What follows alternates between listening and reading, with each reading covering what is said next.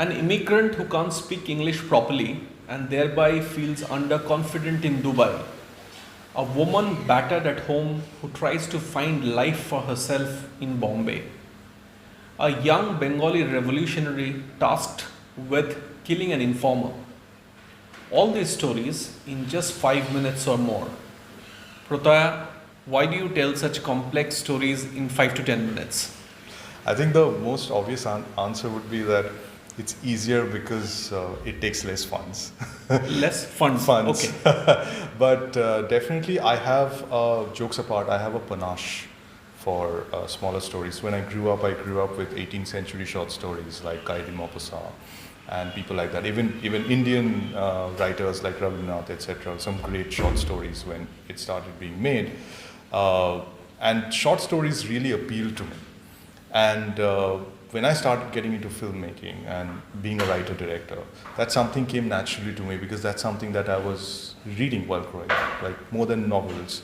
I've even read short stories of Leo Tolstoy. Like when you hear Leo Tolstoy, the first thing that comes to the back of your head is a novel. Yeah. But there are some great short stories written by him. Yeah. So I think it was a natural progression from reading short stories to writing short stories and then finally directing them. How difficult is the craft of condensing a story which is complex into 5 minutes, 10 minutes? How difficult is it? I think it's one of the most difficult part of telling a good short story or a successful short story is to know where to end it. And I think that is the biggest part of the craft.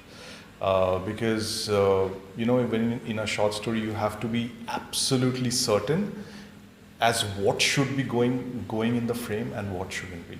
What should be kept in the story and or the film or what shouldn't be. So you personally as a director has to be absolutely certain of what you want. So that means clarity, which is not easy. So I feel that is the biggest challenge. Like maybe execution wise it's a little easier because it's not a longer project like a feature film.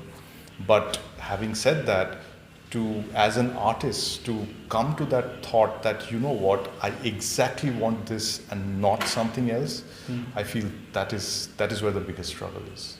How large is the community of short filmmakers in India? How large is the audience? Do you think people are aware of short stories, the work you're doing? They are now.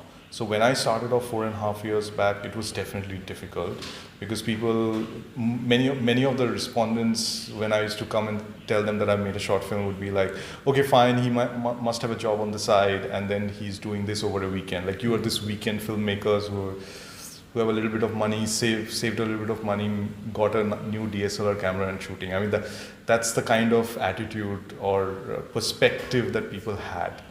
This is like, I'm talking about 2018, 2019 when I started off.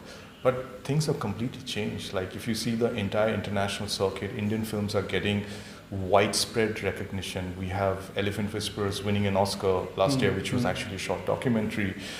We have All That Breeds in Cannes, winning at Cannes last year and then nominated last year. So Indian films as such is growing a lot. There's a, if I can use the word, there's a renaissance happening for Indian films right now. In terms of the entire gamut of spectrum in people are making films, different kinds of films. And definitely short films are getting a lot of recognition. Like one of my short films, Main Mahmood, which I shot in Dubai, was is on Geo. Yeah. And you have no idea how many people, like you see those Instagram reels being made from snippets of feature films. Yeah. There were so many of Main Mahmood being made from a short film. 11-minute short film. They've taken a 30-second reel out of it, and they're circulating. And people are writing in the comments like which film, feature film or web series it is from. And there are respondents to those comments, random people that, oh no, this is not a feature or a web series, this is a short film. So that shows how much penetration short film is happening all over. So right. Your new film, 1924, is a story of a young Bengali revolutionary who has been given a difficult task of killing a police informer. Yeah. It's all over social media, but I believe there's been some problem with it also. Yeah, I mean, we talk about AI being taking over our lives. I mean, I think this was a case here. So, in a nutshell, the Facebook page pertaining to the film was shadow banned.